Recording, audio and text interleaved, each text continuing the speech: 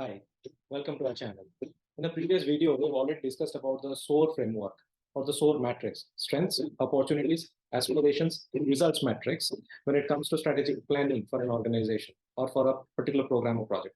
In this video, we shall talk about yet another popular framework called the SWOT analysis or SWOC. We're making these videos to talk about the common frameworks and heuristics that we could use as strategic knowledge managers or strategic planners or implementers of different programs.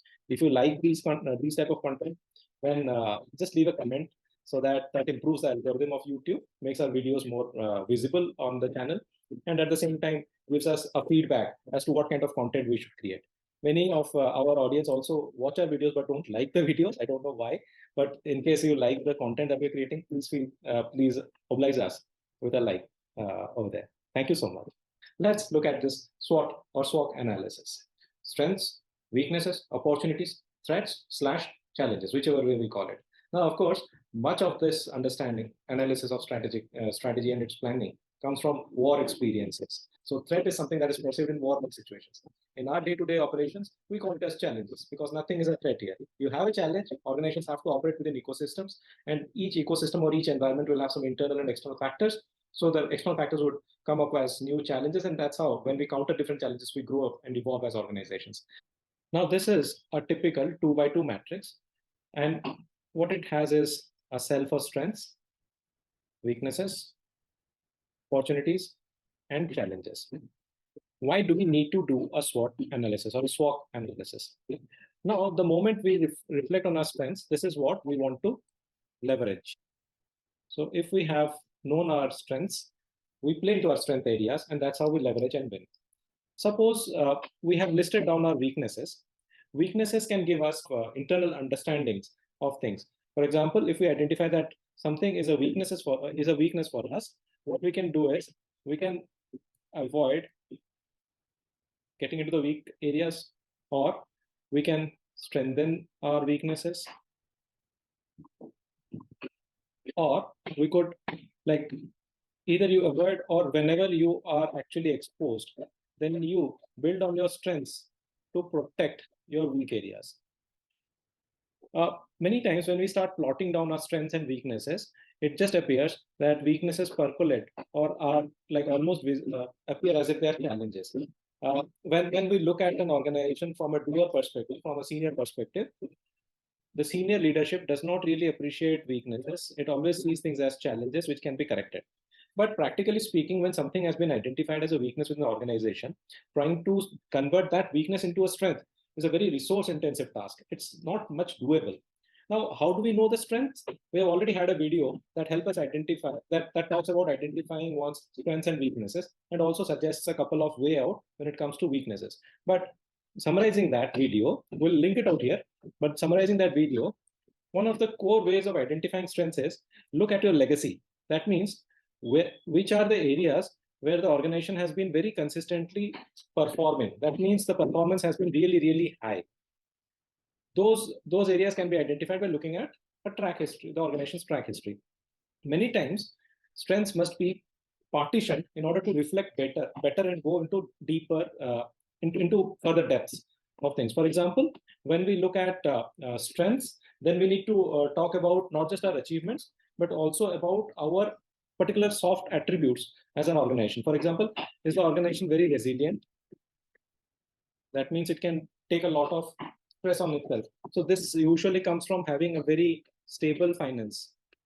So if the organization has very stable finance, or your project, if you're talking, like I'm talking from the perspective of an organization, you can adapt it to the perspective of your project or program, whatever you're trying to use the SWOT analysis in. Now, is the organization quite resilient? Has the organization been into a learning loop? So is the organization a learning organization? That means you constantly reflect on whatever you have, whatever experience you have, and you can adapt or are very agile to change. So these are again very strong attributes that can be considered as strengths. Now, when an organization is resilient, that means it cannot just collapse. When an organization is learning, that means it cannot be easily outdated. But is the organization able to grow? So if the organization has had a very strong trajectory, growth trajectory, then we can say, okay, that's a very unique strength. Growth and resilience comes from the resources that the organization has. Now, when we talk of organizational resources, then say we are talking of resources the organization has. So what kind of resources would an organization have? Is it the HR? Is it very well positioned in terms of timing? That means it has good time to prepare. Very well positioned in terms of its logistics or infra, those kind of stuff that an organization could have.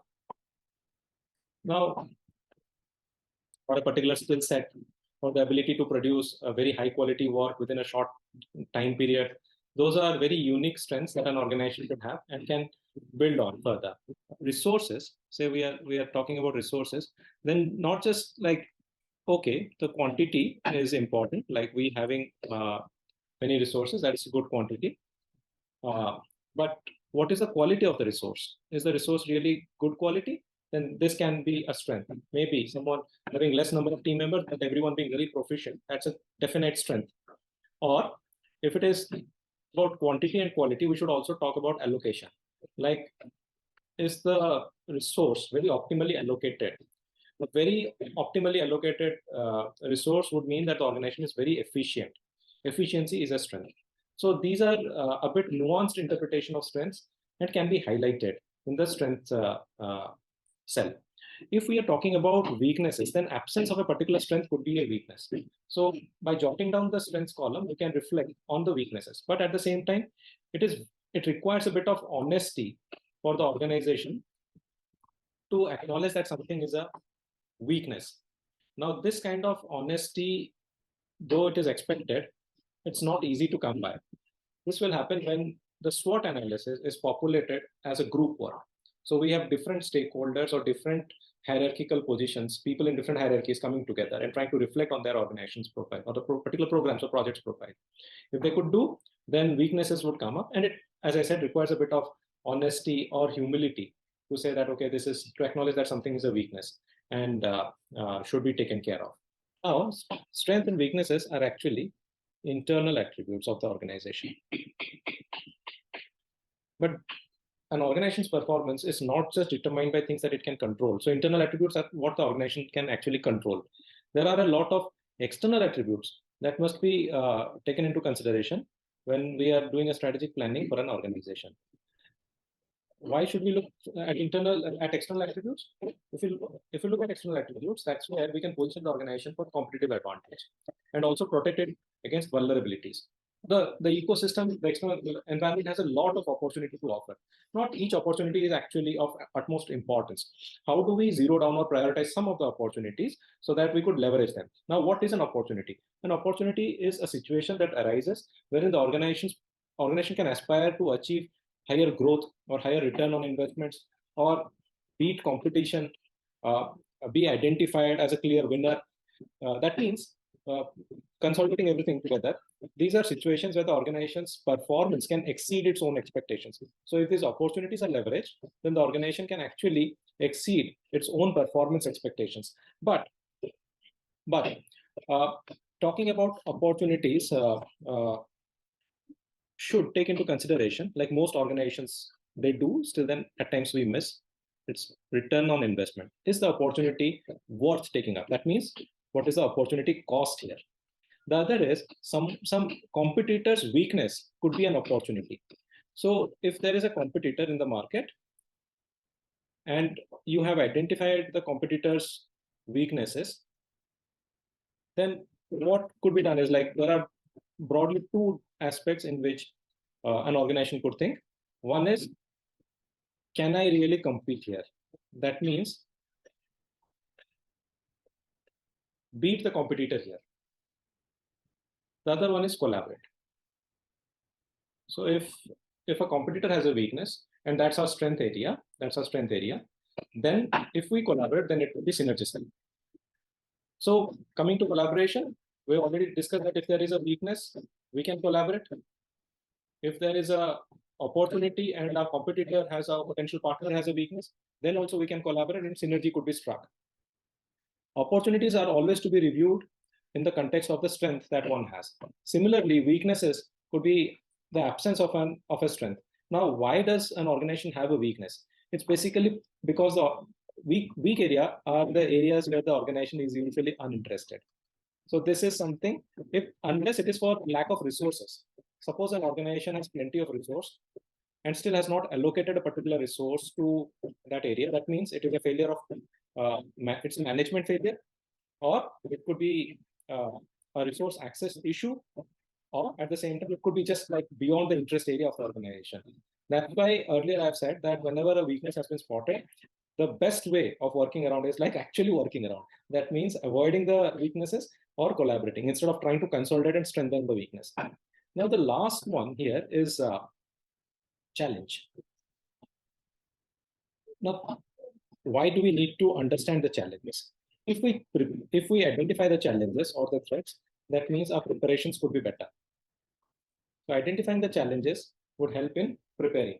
That means identifying the weakness and identifying the challenge would make the organization more efficient and well prepared for response planning. Strength and opportunity, these are positive ones. And when we talk about weaknesses and challenges, these are negative aspects. So considering the weaknesses and challenges makes the organization very well prepared.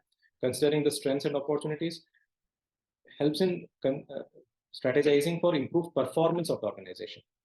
This one helps in protecting against potential hit, while the strengths and opportunities helps in accentuating the organization's performance. Considered together, this helps in very strong strategic planning. So that was about SWOT or SWOC analysis.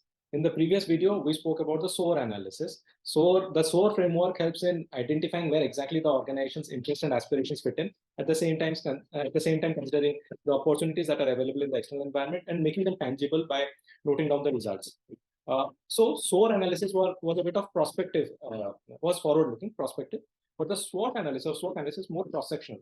That means organizations need to do a SWOT analysis and start implementing programs, and again revisit the SWOT from time to time to see whether the strengths, weaknesses, opportunities, challenges, they are still relevant or need to be revised. So having a SWOT analysis or a SWOT analysis is not enough. You need to implement, again, come back from time to time, be iterative. Thank you so much.